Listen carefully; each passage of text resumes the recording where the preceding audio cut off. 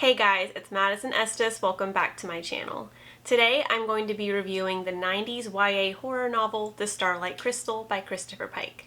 Paige Christian is given the opportunity to board a spaceship known as the Traveler that will be traveling at light speed for the next 200 years so that they can study all of the changes on Earth throughout the next 2 centuries. While in space, several things go wrong both on the ship and on Earth, and that's just the beginning of this epic cosmic horror adventure story. The first thing I want to say about this book is that the pacing is incredibly fast. This is a 195-page YA book, but considering so many events happen in this story, it feels like an entire series. You've got aliens showing up and killing a bunch of people, you've got planets dying, you've got entire universes being reborn. There's a lot of things happening in this story, and it's also a very long timeline as well, which makes this book feel very long. It's good in that it keeps the story engaging and unpredictable, and honestly, kind of wild, because I never knew what was going to happen next. But characterization does suffer, and I feel like that was probably the weakest point of this story. Even the main character kind of feels like a generic action heroine sometimes. I definitely think that the main character Paige and her love interest Tim could have been developed more, especially since at the heart of this cosmic horror story is a love story. In addition to the plot being very engaging, I also thought that there were some very beautifully written passages, such as this passage on page 56 and 57. Once we were like you in the sense that we did not understand that we were the creation. We were thirsty fish swimming in the ocean, searching for a drink. Where is the ocean, we would say to ourselves. We had heard so much about it. We even built temples to people whom we believed had once seen the ocean. We turned them into prophets, and then we fought amongst ourselves over which prophet was right and which was wrong. You are that fish. You exist in an ocean of joy, and yet your sorrow reaches even to us. Tell us, why are you so sad? I also really love this passage on page 118. In every direction there was only the void, and I wondered why God was always associated with light. The true supreme being who swallowed the creation at the finish of time was as black as a bottomless well. I even wondered if time itself could be called God. Certainly, in the end, it had defeated everything else. So the writing was not that consistently good throughout the book, and there was even a few lines that were kind of head-scratchers for me, but the parts of the book that were good almost felt like poetry to me. I really enjoyed those parts a lot. I'm going to get a little bit into the philosophy of the book now. There was definitely some predeterminism themes in this book, some ideas that a character has to fulfill a certain destiny or has to take certain actions and was always destined to do that. I really didn't enjoy that part of the book. To me, that just feels like you're stripping the character of agency by telling them that they were always destined to do this thing. It just takes away their right to choose, and I just really don't like that. I feel like what makes a character compelling and what creates good characterization is understanding the motives behind a character's actions. And if their motive is that they're doing something because they were destined to do that, you basically just removed all real motivation. And that could, it could be a big part of why the characterization wasn't that great in this novel. I definitely feel like some of the philosophy contradicts itself, like love is the most important thing, love is the thing that all of humanity should strive for. But being alone for long periods of time and enduring intense suffering is good for you. And wiping out an entire species is good for enlightenment. Yeah, none of that sounds really healthy now that I'm saying it out loud. Honestly, a lot of this book is like suffering on a grand scale is necessary for humanity to reach enlightenment, and the main character ends up doing some pretty horrifying things in the name of enlightenment. Honestly, after reading this book, there's a part of me that thinks Christopher Pike was like maybe this close to starting or joining a cult in the 90s. The whole suffer to be enlightened thing sounds a little bit culty to me. I'm obviously joking somewhat.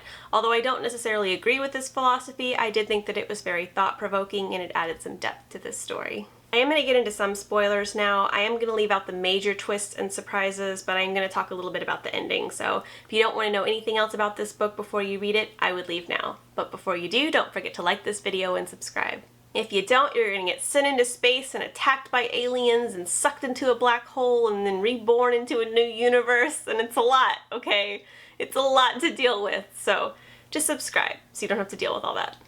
So the first 2/3 of this book have some excellent cosmic horror moments. Soon after they enter hyperspeed, which is where 1 day on the ship equals 10 days on Earth, the Earth is invaded by aliens and everyone on the planet is killed. After this, the ship ends up going into a much faster hyperspeed, where every second that passes on the ship ends up being 1,000 years. As the weeks begin to pass, everyone on the ship watches the sun begin to die. First it expands, almost brushing against Venus, and I'm assuming completely destroying Mercury, and all of the water on Earth begins to dry up, making the planet uninhabitable. And then after that, the sun begins to shrink and grow weak, leaving Earth freezing cold. Just thinking about all of this is horrifying to me now as an adult, especially because we know that this is the path that all stars take. It just kind of feels like, you know, humanity is inevitably a very evanescent species. And I don't know, it's just something that's just so creepy about it, to know that, like, you know, assuming we don't get space travel ever, assuming we don't ever accomplish that humanity has, you know, a limited lifespan. And odds are humanity will have a limited lifespan and will not, you know, exist forever. But there's just something so interesting and terrifying about thinking of the demise of humanity as a whole. I mean, some days I don't think it's that bad. Some days I am ready for the alien overlords to take over this planet. There were some really interesting cosmic scenes that I wouldn't consider cosmic horror, like watching the universe like shrink and die and then be reborn and getting to witness like a second Big Bang. I thought that was really interesting, and it really made me wish that this was like a movie or a TV show, because I would have loved to have seen something similar to that. So although there are some great cosmic horror moments in this book, I will say that as the story progresses and becomes more philosophical, the cosmic horror definitely wanes quite a bit. In this story, the main character encounters something known as the creation, which we all become a part of when we die. So basically, it's like a form of reincarnation. And if you know that reincarnation exists and you're not afraid of it, then you're not afraid of death. And then, you know, it's kind of hard to have cosmic horror be really scary whenever you're not afraid of dying. At the end of the story, Paige, or at least a reincarnated version of her, travels to another planet and encounters a tribe of people that are blue, and so basically she encounters the cast of James Cameron's Avatar, and she goes to live with them. She meets their elder and reaches enlightenment, and then she reunites with the creation, which includes Tim, and then she presumably dies. Although it's not clear if they're reunited permanently, the ending definitely feels like it's a little bit open to interpretation.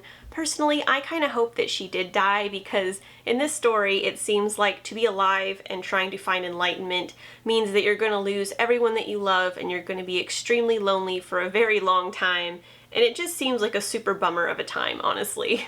Honestly, I think that if she dies and is reunited with Tim and everyone else that she loves, that is the only way this character could have a happy ending. So the ending definitely felt a little bit more like a whimper as opposed to a bang, especially considering all of the crazy things that happen in this book, like, you know, watching universes be born and watching planets being destroyed and all these other crazy things that happen. Definitely felt a little bit mellow in comparison to all of that. But I will say that after I read the book, I felt the same feeling I feel after I binge watch a television show or after I read a really long book series. It definitely felt like I had been on an epic journey, and I have to give the book props for that. So despite all of my criticism, there was definitely times when I was reading this book when I thought that I was going to give it 5 stars. It was very exciting. There were so many things that happened that were unexpected, and there were times whenever this almost felt like a bizarro novel in terms of just how quickly things were happening and how, you know, quickly certain events were leading into other things. It was just wild and unexpected, and I really enjoyed quite a lot of this book. And yet towards the end of this story, the story kind of started to fizzle a little bit. I kind of got the sense that maybe the author didn't exactly know what he was leading up to. I mean, after you watch the universe die and be reborn at like the climax of your book, it's kind of hard to beat that, you know? And he didn't. The ending was definitely a little bit more mellow and low-key in comparison to the rest of the book. Tonally, it was very different. I really enjoyed this book, but you know, the last act was definitely a little bit of a letdown in comparison to the rest of it. And there was, you know, some flat characterization throughout, so this book did have some flaws as well. I also would have liked just a little bit more clarification as to, you know, whether or not Paige really died at the end and if she's reunited with Tim, like, forever, or at least until the universe dies again and everything starts up again. I don't know. I just feel like this book was very abstract, so like a little bit of clarification as to, you know, what their fates ultimately were would have been appreciated. Or even just, you know, and they lived happily ever after. I would have been content with that, you know. After a really long journey like this one, I just wanted, you know, clarification that the character got a happy ending, because that's what I wanted for her. Look, even in my cosmic horror stories, if there's a love story in there, I want it to either have a very clear happily ever after, or oh no, this ended in tragedy, okay? Don't give me any ambiguity, okay? I want to know what happened. So it was like really hard for me to rate this book because, like I said, there were times when I was like, this is 5 stars, and then I got to the ending and I was like, oh, okay, that's it. I'm gonna go ahead. I was originally planning on giving this 3.5 stars, but I'm gonna go ahead and give it 4 stars because yes, it does have some very obvious flaws, but I think this book is very, very weird, much deeper than your average horror novel, much less your average YA horror novel. I do think that some of the philosophy is a little bit wonky, but I mean, at least it's trying to say something deeper about humanity and, you know, about like maybe the purpose of suffering, even if I don't necessarily agree with it. It's just a very terrifying novel too. I mean, especially the first half before you start getting into the whole reincarnation thing, the idea of all these horrible things happening just, I don't know, just freaked me out a little bit. So I'm going to give it 4 to 5 stars, and if you love cosmic horror, I would definitely recommend checking out this book. If you enjoyed this video, please give it a thumbs up and subscribe. On this channel, I post reviews, writing advice, horror content, and vlogs. And I just edited a horror anthology called Roadkill 6 Texas Horror by Texas writers. I'll include a link for this in the description box below if you want to check it out. Thanks so much for watching. I'll see you later.